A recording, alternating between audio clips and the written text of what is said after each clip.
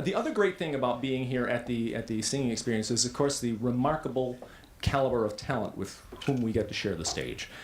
And tonight, the lady I'm about to introduce is, to say that she needs no introduction would be a masterpiece of understatement. She needs an introduction the way I need a curling iron.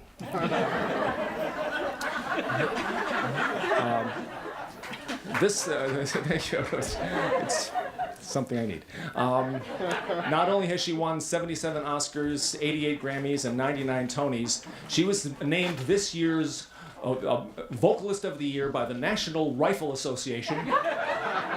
It's my pleasure to introduce the one, the only, Merrie Davis.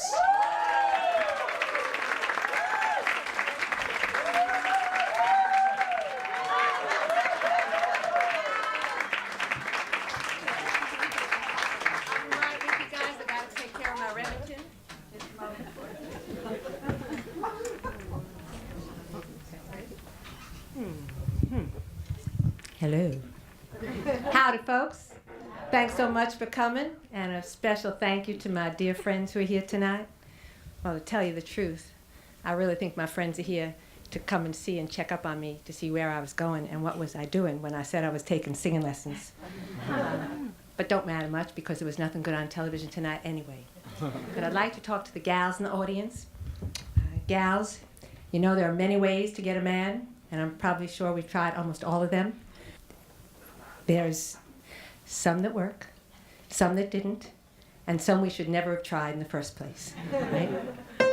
Well, tonight I want to sing a song because my significant other is there, and he'll be happy to know I have never tried this one yet.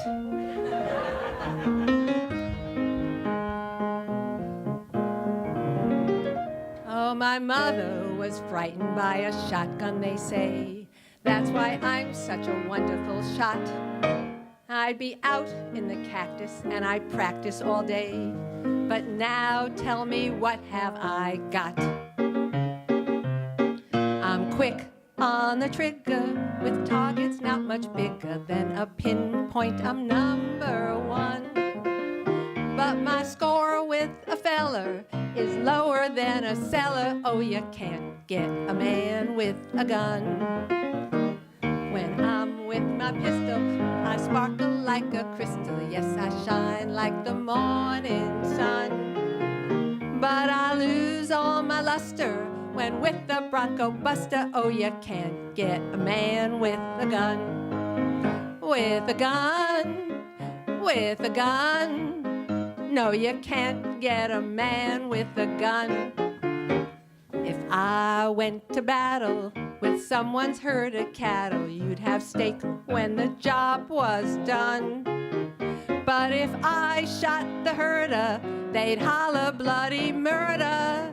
For you can't shoot a male in the tail like a quail. Oh, you can't get a man with a gun. I'm cool, brave, and daring to see a lion glaring when I'm out with my Remington. But a look from a mister will raise a fever blister. Oh, you can't get a man with a gun. Gals with umbrellas are always out with fellas in the rain or the blazing sun. But a man never trifles with gals that carry rifles. Oh, you can't get a man with a gun. With a gun, with a gun. No, you can't get a man with a gun. A man's love is mighty. He'll even buy a nightie for a gal that he thinks is fun. But they don't buy pajamas for pistol-packing mummies. For a man may be hot, but he's not if he's shot. Oh, you can't get a man with a gun.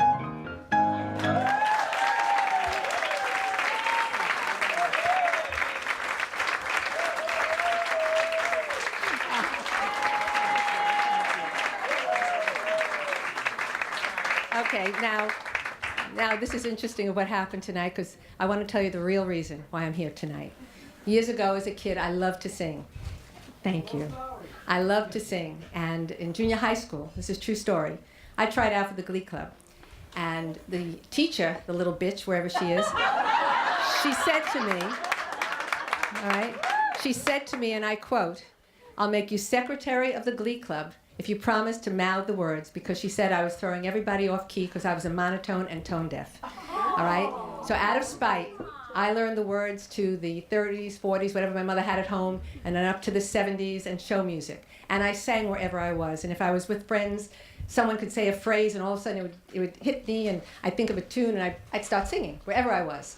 Fast forward to the about 20 years, well, a number of years later after junior high school, I'm in the magazine business. And I started, the first couple of years, I started a major event, the Hotel Excellence Awards, which was a black tie sit-down dinner award ceremony, generally boring and dull, and I don't do boring and dull.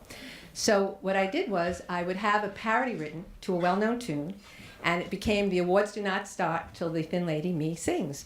And George Thomas Wilson, who's in the audience tonight, he's one of the people over the years who wrote most of the parodies and does a great job. Anyway, I would sing, and friends of mine over the years would talk about singing something where you could take lessons, and it culminated in a cabaret, and you could have your friends here, and they would even pay for it if I would do it, and I refused. And the reason I refused was that when I did my event, I had a safety net. I had a podium, and I had the words, and I didn't have to worry about memorizing. And that was it for years. And well, 2 months ago, Pat Addis, who's also in the audience, she said to me, she emailed me, and she said, there's this online silent auction, and this singing experience is one of the items. I have to bid on it. And she didn't say it once or twice. She said it many times. And she called me and on and on and on. Well, needless to say, I bid, I won, and here I am. And I will tell you that it has been one of the most extraordinary, life-changing experiences.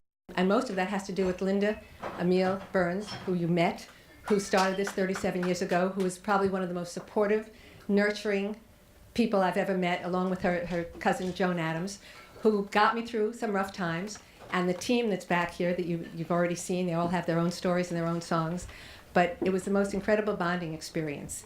And so I just want to say to my friends, I hope you have your frequent flyer miles ready, because I'm taking the show on the road. And speaking of show, we must get on with it. So